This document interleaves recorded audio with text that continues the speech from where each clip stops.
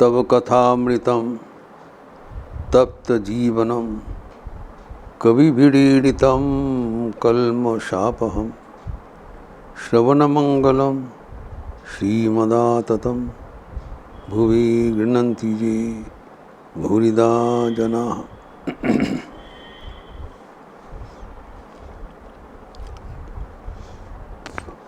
अवतारवाद का चर्चा हो रहा है। भगवान श्री राम कृष्ण डॉक्टर महेंद्रलाल सरकार को अवतारवाद विश्वास कराने के लिए प्रयास कर रहे हैं,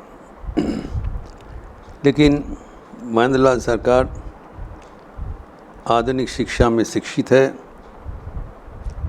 वो किसी अवस्था में अवतारवाद स्वीकार करने में राजी नहीं हुआ। तब वहाँ पर उपस्थित ईशान जो भक्त थे, उन्होंने कहा महेंद्रलाल सरकार को, आप तो कुछ समय पहले ही मान लिया था कि ईश्वर ही स्वराट है, ईश्वर ही विराट है।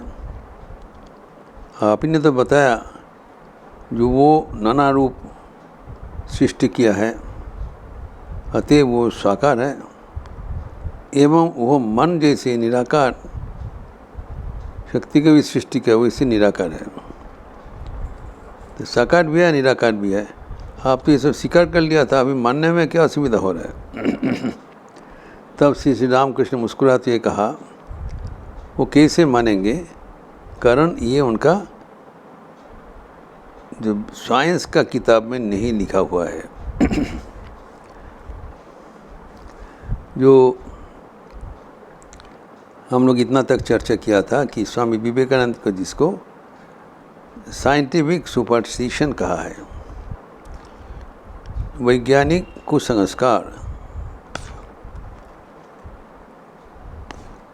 विज्ञान मनस्क के व्यक्ति सब कुछ जांच करके ग्रहण करेंगे, लेकिन जांच का पहले ही वो कोई निर्णय ले लें तो भी विज्ञान संस्कार सम्मत नहीं होगा। अगर आप पहले ही मान लिया, ठान लिया कि अवतार नहीं हो सकते हैं, तो जितना भी जुक्ति तर्क करे वो आप स्वीकार नहीं करेंगे। ठाकुर यह बात एक कहानी के माध्यम से विस्तार किया था। उन्होंने कहा, एक कहानी सुनो। एक व्यक्ति अचानक आकर कहा, अरे उस टोला से हम अभी अभी आ रहे थे और वो कोना पे जो एक मकान है वो सबके साथ भूमिसात हो गया, ध्वस्त हो गए। हम अभी भी देख के आया हूँ। तो उनका आंखों देखा हाल, प्रत्यक्ष जो अनुभूति हुआ, ये इनको आके बताया कि कोई लेडीज वहाँ पर विराजमान थे। तो जाके उन्होंने निवेदन किया और वो स्वयं अपना अनुभूति व्यक्त कर रहे हैं। जिसको बोला, ठाकुर कहते हैं, जिसको बोला वो बोला एक मिनट ठहर जाओ। तो वो क्या किया उनका, बोला जो हम हमारा अखबार में हम देख लेते हैं ये खबर है या नहीं। तो उसको बोला थोड़ा रुको। फिर अखबार जो आया है उसमें सो पहले से अंत तक बहुत बार छानबीन करके देखा कि वहाँ पर ये घड़ा फूटने का कोई प्रसंग नहीं हुआ। जब ऐसी उनका मनोभाव हुआ कि यहाँ पर अखबार में नहीं है, अतएव उन्होंने साफ बता दिया, मैं इसे विश्वास नहीं करता हूँ, ये झूठ है, ये हो ही नहीं सकता है। मतलब इनको कहना है जो अकबर में नहीं निकला है वो वास्तव में नहीं हो सकता है। ये चरम एक अज्ञानी का बात है। अकबर का पहुंच सीमित है लेकिन प्रत्यक्ष असीमित है।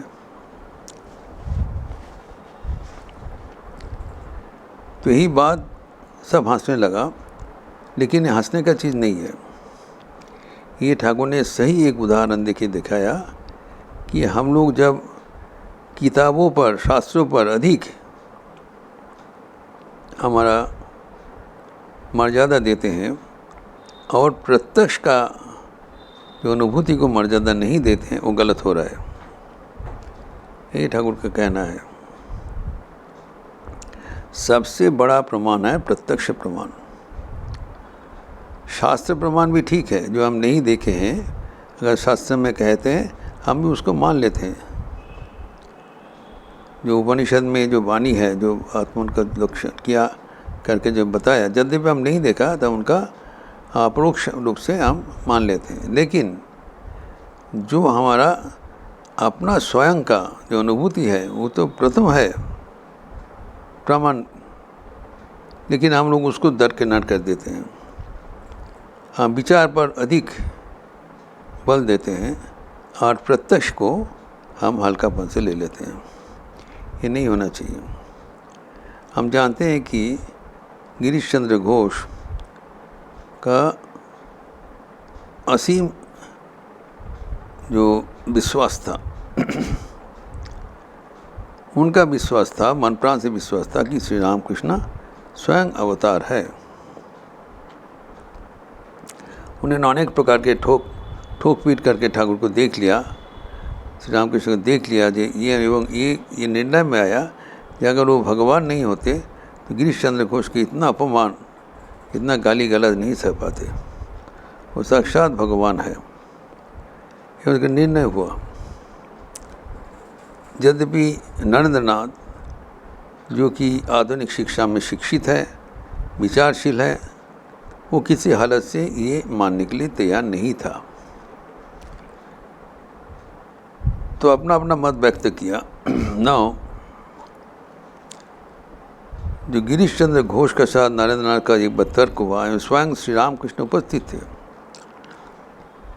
उन्होंने कहा मैं चाहता हूँ दोनों बातचीत करके देखें, अपना अपना पक्ष सामने रखें, निर्णय हो जाए। स्वयं एक जो वितर्क सभा में उपस्थित हो गया। You can be centre of the debate, और उत्साहित कर रहे हैं। तो जब विभिन्न प्रकार का युक्ति तर्क नरेंद्रनाथ ने दिया, गिरीश चंद्र को उसका एक ही मात्र उनका अनुसार है कि भगवान जीता जागता रूप से विराजमान है और उनको उनका रूप, उनका हम लोग अनुभव कर सकते हैं, प्रत्यक्ष कर सकते हैं। इनके विचार है। लेकिन यहाँ पर डॉक्टर महेंद्र लाल सरकार अपना जो किताबों का अनुसरण करती है, प्रत्यक्ष का दरकिनार कर दिया, स्वीकार नहीं किया। यहाँ पर भी जब नरेंद्रनाथ के साथ गिरीश चंद्र घोष का जो कई दिनों तक ये विचार विवक्ष हुआ, गिरीश चंद्र घोष वो भगवान का अवतार रूप से घोषित किया, लेकिन नरेंद्रनाथ उसको मानने के लिए तैयार नहीं है। तो आखिर में गिरीश चंद्र घोष कह रहे हैं, उसका आखिर जो उनका प्रमाण का सर्वोच्च दलील है, नौरे नामी जी तक देखे छी भगवान अवतार हो शक्ति वो समर्थ है कि नहीं, ये कोई जो तर्क का विषय नहीं है। मैं तो वो भगवान को दर्शन कर चुका हूँ। अगर भगवान को स्वयं दर्शन कर लिया एवं वो भगवान हमारे लिए जो दर्शन देने के लिए हमें तैयार कर दिया, ये सबसे बड़ी बात है। इसे हमें हिलना नहीं चाहिए। यही बात श्री रामकृष्ण कहते हैं कि जो व्यक्ति वो कमरा ध्वस्त हो गया देख के आया है, उनका प्रत्यक्ष अनुभूति है, फिर उनका अकबर का निरीख उसका वेरिफिकेशन नहीं हो सकता है। जो उनका उस समय में अवस्था था उसी को रिपोर्ट किया है उसी को स्वीकार कर लेना चाहिए। ये नहीं है कि अकबर में जो होगा वही सत्य है, अकबर में जो नहीं होगा नहीं उठा असत्य है। ये हम लोग ये आपको निर्णय गलत हो रहा है। श्री राम कृष्ण एक कहानी के माध्यम से बोले हैं, ये ऐसी नहीं होना चाहिए।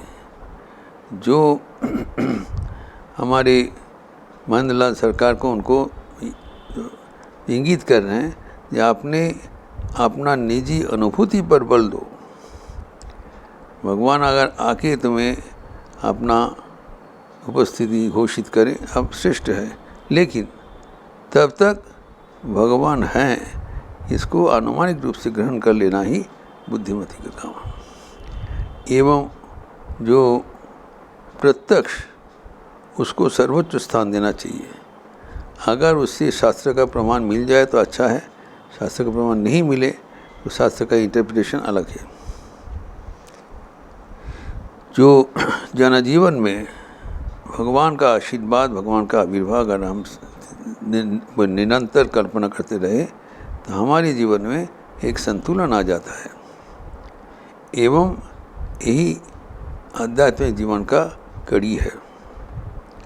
इसलिए जो भगवान श्री रामकृष्ण नाना रकम उपाय उपलम्बन किया करके यही जो सूचना देना चाहा कि जो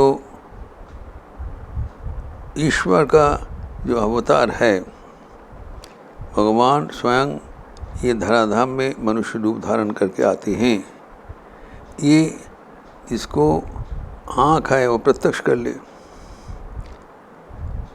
कर ले। जैसे नरेंद्रनाथ को ठाकुर दिखा दिया था, वो प्रत्यक्ष किया कि आखिर में ये सब उनका कहानी उन्होंने उल्लेख किया। तो भगवान जिसको बड़ा करते हैं वो बड़ा होता है, यही है। तो इसके लिए हमें कुछ कुसंस्कार में नहीं फंसना चाहिए कि भगवान इतना है इतना नहीं है। भगवान अनंत है, उनका प्रकाश भी अनंत है। एवं भगवान जो है उनको जो प्रत्यक्ष अगर हो जाए तो सबसे बड़ा प्रमाण मिलेगा।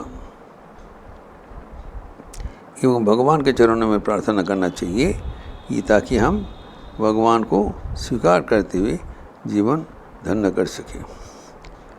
ओम शांति शांति शांति। हरि ओम तत्सत। श्री राम कृष्णार्पणमस्तु। आज शुक्रवार का अवसर है। संदर्भ के उपरांत श्रीमद् भगवद गीता का पाठ एवं व्याख्यान होगा। मेरा एक क्लास रहेगा और अभी अर्जुन विषाद जो गीता में पाठ हो रहा है, संदर्भ के पाठ चर्चा होगी। ये अति पावन प्रसंग है। भगवान कितने प्रयास कर रहे हैं कि कम से कम जो रामचंद्र जी का जो जीवनी है वो अगर किसी ने ग्रहण कर ले तो उसी का फ़ायदामंद होगा। यहाँ पर विभिन्न एंगल से कहते हैं कि प्रत्यक्ष का ऊपर हमें बल देना चाहिए एवं भगवान अगर आविर्भूत होते हैं उनको देखते हुए जीवन धन्य करना चाहिए। आप लोग स्वस्थ रहिए, आनंद में रहिए, सफल रह जाइए। नमस्कार।